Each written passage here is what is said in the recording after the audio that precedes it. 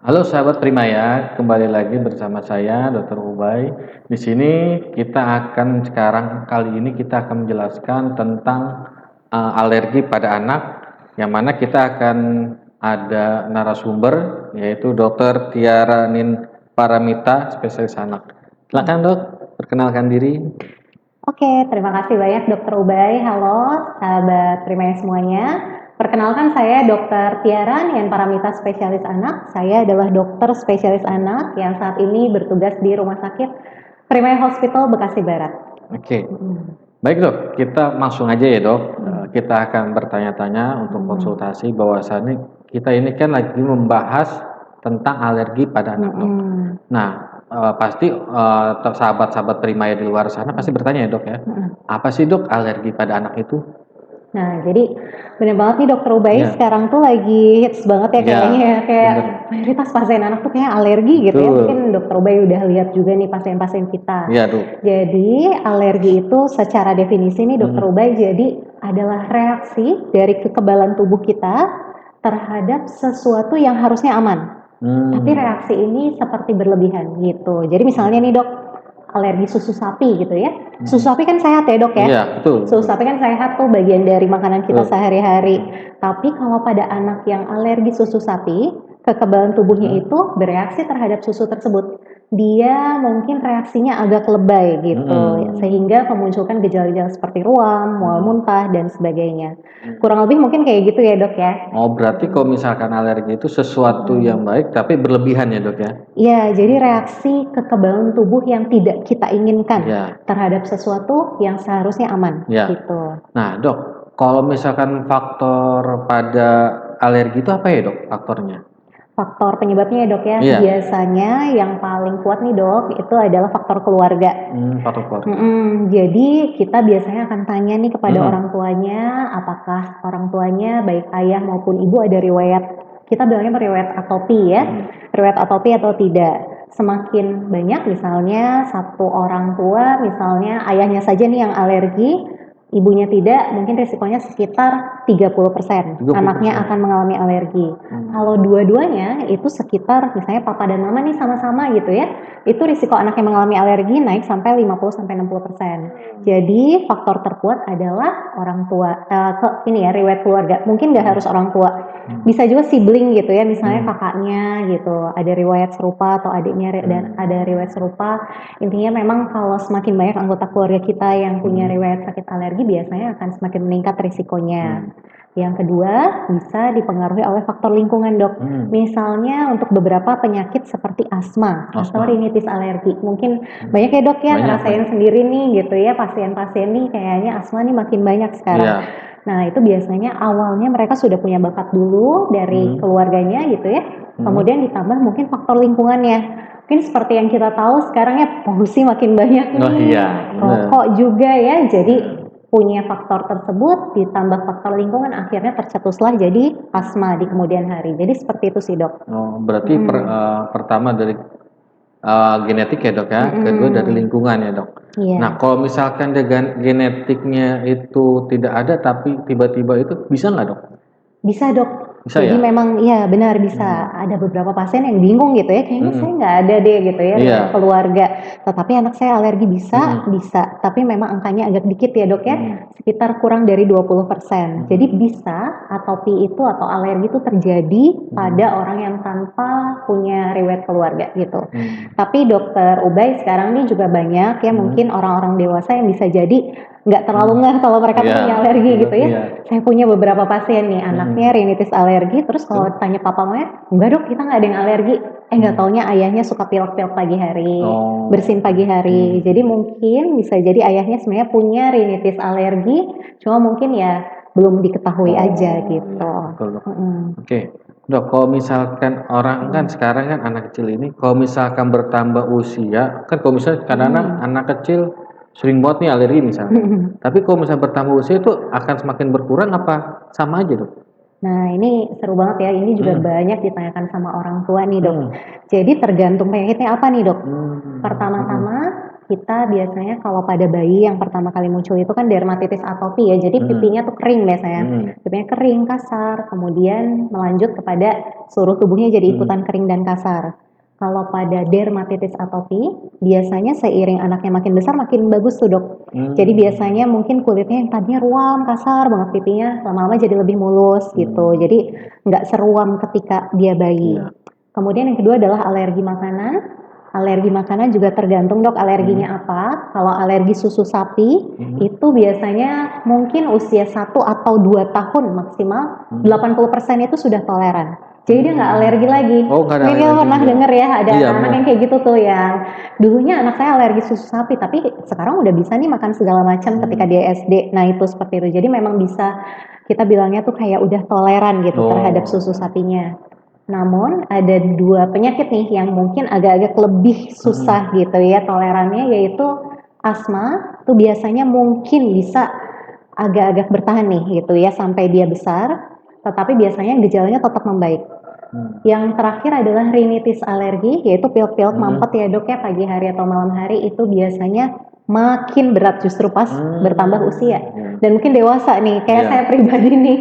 Waktu kecil rasanya sih katanya sih nggak terlalu pilek-pilek ya, tapi sekarang udah gede, wah itu pilek-pileknya lumayan. Jadi rinitis alergi itu khas sekali memang seperti itu. Jadi bisa kebalik begitu ya dok? Kalau Iya, misalkan bisa. makanan semakin dewasa dia akan hilang dengan kekebalan tubuh kita. Kalau misalkan kayak dua itu ya, kayak asma dengan Rinitis alergi ya dok. itu makin dewasa akan lebih ya. Iya benar sekali dok, tapi memang tergantung ya dok, terkait alergi makanan agak tergantung.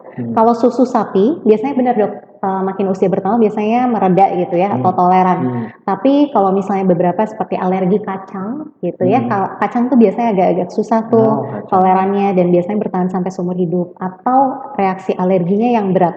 Jadi kita sebutnya sebagai anafilaksis ya dok ya.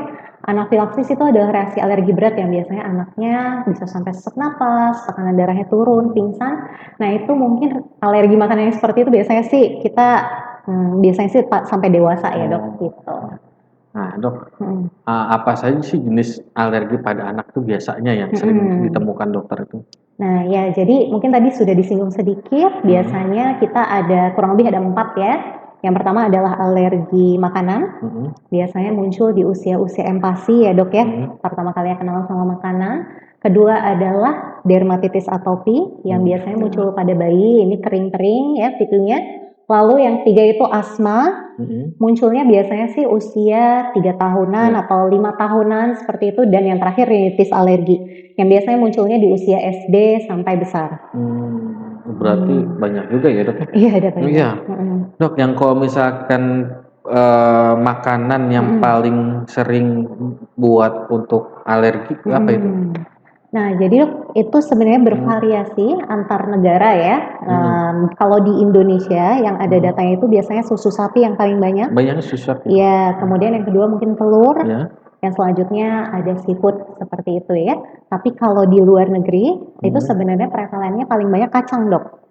Jadi kalau di Indonesia nih nggak terlalu banyak ya ketemu alergi kacang karena mungkin anak-anak kita ini sudah kenalan sama bumbu kacang gitu ya, saus kacang dari sejak usia empasi. Jadi pengenalannya itu cukup baik gitu. Jadinya alergi kacangnya sedikit kurang gitu. Nah dok, kalau untuk biasanya kan kadang-kadang orang tua anak ya dok ya itu menanyakan ini alergi apa bukan. Nah kita mau tahu nih dok gejalanya tuh apa sih dok, gejala alergi itu kayak bagaimana gitu. Nah baik, nah ini ya memang penasaran ya dok, anak-anak tuh kayak ini tuh pas alergi apa bukan gitu ya. Jadi pada dasarnya mungkin kita belajar sedikit ya dok, ada reaksi yang tipe cepat, ada reaksi tipe lambat. Kalau tadi kita belajar sedikit bahwa alergi itu adalah respon kekebalan tubuh terhadap sesuatu yang harusnya tidak berbahaya. Kalau reaksi tipe cepat itu misalnya seperti ini, dia makan, misalnya dia alergi telur gitu ya, dia makan telurnya sekarang, dalam setengah jam atau sampai maksimal 1 jam ada gejala. Jadi jaraknya nggak jauh. Biasanya kalau yang reaksinya tipe cepat ini dok berupa biduran, matanya bengkak, bibirnya bengkak yang seperti itu. Jadi biasanya berupa ruam-ruam gitu dok, dan jaraknya nggak jauh-jauh banget gitu. Jadi kita biasanya akan tanyakannya, oh 1 jam sebelumnya nggak makan apa mah gitu, atau Mm-mm. setengah jam sebelumnya. Jadi bukan apa yang dikonsumsi tadi pagi atau kemarin gitu. Mm-mm. Jadi biasanya kalau gejalanya berupa biduran itu Mm-mm. reaksi tipe cepat gitu ya. Kemudian yang selanjutnya kalau reaksinya tipe lambat. Tipe lambat ini contohnya adalah beberapa jam, kurang lebih mungkin sekitar 4 sampai 6 jam setelah makan. Ini gejalanya biasanya berupa muntah-muntah Oh, berulang muntah. atau BAB berdarah gitu. Dan darahnya darah yang segar. Jadi orang tuanya bisa melihat bahwa ada tetesan darah di BAB-nya. Seperti itu kurang lebih dok. Jadi mungkin kita baginya gitu ya dok, reaksi Mm-mm. tipe cepat dan lambat. Oke, Mm-mm. sahabat Primaya, jadi untuk gejala itu kita bandingin dua ya dok ya, ada tipe Mm-mm. cepat, ada tipe lambat. Ya. Kalau tipe cepat itu dia sehabis memakan 1 jam menimbulkan gejala ya dok, Ya maksimal sejam. sejam. Kadang-kadang lagi makan tiba-tiba udah bengkak Langsung matanya bengkak gitu ya, bisa. bengkak atau kayak ada merah-merah gitu ya dok ya, Iya kayak biduran. biduran. Dan juga kalau tipe lambat itu 4 sampai 6 jam ya dok, Kurang lebih. sehabis makan ya dok. Oke, dok, untuk misalkan pasien apa ibu ini misalkan langkah misalkan si anaknya ibu ini sahabat Primaya ini apa penanganan pertamanya dok untuk ada alergi? Nah, ya tergantung ya dok ya, memang tergantung alerginya apa Iya. nih dok. Kalau alerginya tadi kita sempat singgung terkait reaksi alergi berat, itu biasanya muntah yang hebat atau biduran seluruh tubuh disertai sesak napas yang seperti itu. Jadi yang hebat gitu ya alerginya tentunya penanganan pertamanya dibawa ke rumah sakit terdekat ya. Kalau misalnya sudah seperti itu anaknya lemas, sesak, segera ke IGD. Jadi penanganan pertamanya itu dibawa ke IGD gitu ya Iya. langsung ya dok. Dan biasanya kalau misalnya memang sudah teridentifikasi nih anak ini, oh iya dia memang ada alergi ini gitu ya, alergi sesuatu tersebut dan dia sudah teridentifikasi juga pernah ngalamin reaksi alergi berat, biasanya kita akan membekali orang tua dengan obat epinephrine injeksi. Jadi nanti bakalan dibekelin tuh biasanya ada suatu obat, bisa bentuknya pen, cuma sayangnya di Indonesia belum ada dok EpiPen ya kalau misalnya pernah dengar ya. Atau ada obat suntikan gitu yang udah dibekelin, kita akan ajarin orang tuanya sambil OTW ke rumah sakit bisa nyuntikin itu di paha anaknya. Jadi obatnya namanya epinephrine. Kalau yang lain tergantung gejalanya sebenarnya dok ya. Kalau misalnya seperti asma, misalnya serangan asma, ya orang tua bisa memberikan inhaler di rumah atau nebu di rumah dengan obat yang telah disiapkan oleh dokternya sebelumnya. Kemudian kalau misalnya tadi apalagi ya dok ya biduran ya. Kalau biduran biasanya juga ada obatnya nih dok gitu ya. Mungkin gak disebutin di sini, tetapi ada obatnya juga yang biasanya intinya akan diresepkan oleh dokter sebelumnya gitu. Jadi yang paling penting sebenarnya adalah papa mama nih baiknya berkonsultasi dulu sama dokter ya dok ya. Tegak dulu diagnosis alerginya, lalu nanti dokter akan meresepkan obat apa saja yang diperlukan di rumah dan apa saja yang perlu dipantau di rumah gitu dok. Oke. Berarti kalau misalkan itu ada apa step-stepnya ya dok ya, Iya. kayak begitu. Dok, kalau misalkan alergi itu makanan biasanya akan kambuh lagi apa enggak dok?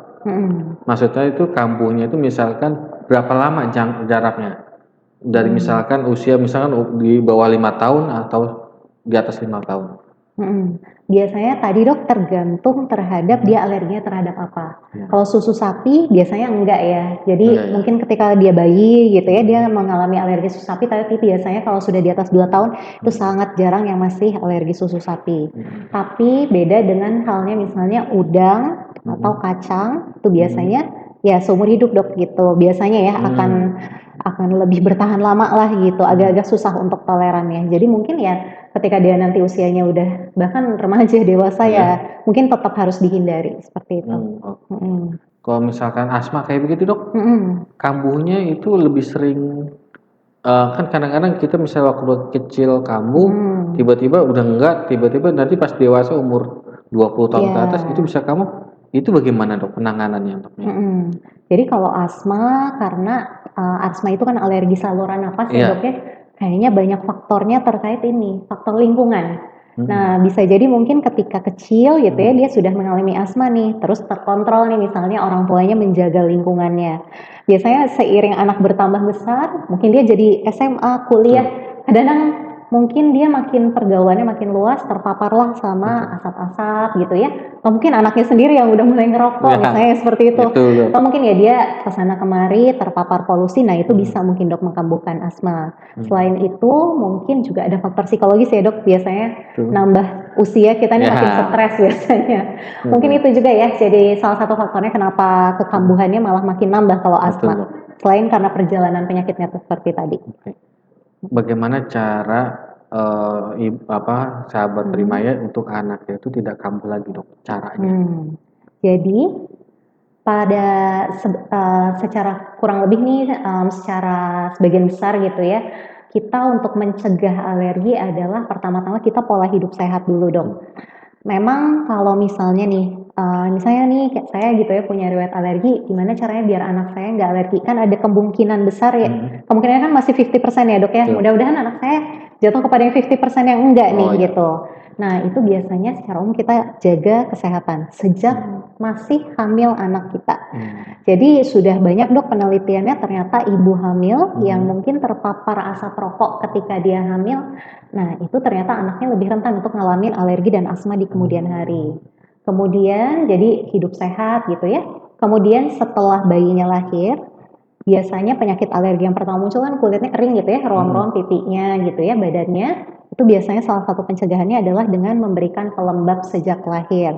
Jadi walaupun kulitnya masih lembab, tapi kita tetap kasih pelembab. Jadi dicegah tuh si ruam tersebut. Yang selanjutnya lagi adalah vitamin D nih dok, mungkin udah sering dengar ya sahabat-sahabat Primaya ya. Jadi vitamin D itu memang sekarang direkomendasikan oleh Ikatan Dokter Anak Indonesia untuk diberikan sejak lahir bahkan ya. Jadi sejak lahir kasih aja vitamin D-nya. Itu banyak penelitian yang telah membuktikan bahwa sebenarnya itu dampaknya lumayan beneficial dok untuk pencegahan alergi. Lalu yang selanjutnya lagi, ini jadi panjang ya, nggak apa-apa Iya, ya. nggak apa-apa. Ketika masa empasi, untuk mencegah alergi makanan justru jangan pantang dokter Ubay. Oh, jangan dipantang.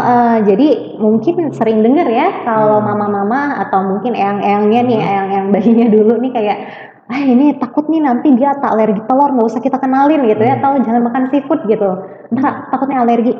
Justru dokter Ubay sekarang itu telah ditemukan bahwa semakin kita mantang, akhirnya kan kita kayak nunda dikenalin tuh makanannya ketika periode empasi. Mungkin anak itu baru makan usia setahun, 1,5 tahun, nggak taunya beneran jadi alergi.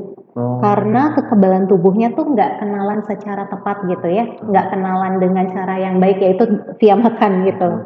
Nah jadi rekomendasinya sekarang ketika mulai empasi langsung aja makan segala macam. Itu yang direkomendasikan. Jadi kayak beragam varietas diet ketika memulai makan empasi. Makan telur hari ini, besoknya ganti protein apa lagi. Jadi tidak memantang tanpa ada buktinya. Jadi mungkin saran kalau misalnya kadang-kadang kita galau juga gitu ya sebagai orang tua, oh iya nih habis makan ini anakku ruam, bener nggak ya karena alergi? Nah itu confirm dulu ke dokter. Jadi mudah-mudahan tidak langsung memantang dan berasumsi sendiri karena sayang nih kita kelewatan potensi emas gitu ya untuk mengenalkan makanan pada bayi-bayi kita. Dan yang selanjutnya dokter Badan yang terakhir adalah ya pola hidup sehatnya dilanjutin. Orang tuanya jangan ada yang merokok gitu ya, kakek neneknya misalnya gitu ya. Jaga lingkungan supaya tetap bersih. Kadang-kadang ya kita tidak bisa dipungkiri kalau kita tinggalnya di kota besar memang polusi agak susah dihindari ya. Tetapi mungkin kita bisa effort dengan bantu misalnya rajin cuci hidung, latihan cuci hidung dari sejak anak kita bayi sehingga dia nggak kaget gitu ya. Kalau misalnya habis bepergian dari luar, ayo kita biasain cuci hidung, kebersihan tangan, cuci tangan secara rutin seperti itu. Jadi melanjutkan hidup sehat sampai selanjutnya seperti itu dok. Wah, berarti bisa harus dipantang ya dok ya. Makanan jadi misalkan dia harus. membuat alergi, ya hal yang perlu dilakukan adalah makanin aja langsung aja dok ya. Iya, tanpa ada bukti ya dok ya. Maksudnya ini kan ketika pertama kali banget nih, ya. kan belum ada dong. Belum ada ya riwayat alerginya. Jadi nggak apa-apa kenalin aja, jangan takut gitu ya. Tapi berarti sekarang karena banyak orang yang merokok ya dok ya, berarti banyak juga yang terkena asma berarti sekarang. Benar banget dok. Jadi salah satunya ya kenapa angkanya tuh makin meningkat nih sekarang asma sama rinitis alergi ya faktor itu dok. Nah dok ada yang kelewat saya. Nah dok yang membedakan gejala bentrolnya alergi dengan bentol bisa digigit emang itu apa sih dok bedanya sih? Oke, nah kalau pertanyaan bagus nih dok, soalnya Hmm. sehari-hari saya pasiennya gini semua nih gitu ya. Jadi Iya. bedainnya adalah ya kalau bentol akibat alergi makanan biasanya bentolnya lebih smooth gitu dok. Kalau Hmm. dokter pernah mungkin melihat gitu ya bentolnya seperti pulau gitu. Kita Oh, bilangnya seperti pulau pulau. kayak bentolnya nimbul, terus agak-agak luas Hmm. dan dia bentuknya seperti berpulau gitu. Kadang-kadang ada kecil-kecil, terus lama-lama dia jadi nyatu gitu. Hmm. Jadi mungkin seperti berpulau. Mungkin nanti boleh di googling gitu ya, Iya. papa mama semuanya nih biar kebayang gitu Iya. gambarnya. Kalau misalnya bentol akibat gigitan serangga, Hmm. nah itu biasanya satu-satu gitu ya, tuk tuk tuk gitu ya. Jadi Oh. jauh-jauh gitu, Oh. karena kan digigit serangga penyebabnya. Biasanya warnanya tuh merah banget, merahnya merah merkah gitu ya. Hmm. Kalau yang gigitan serangga.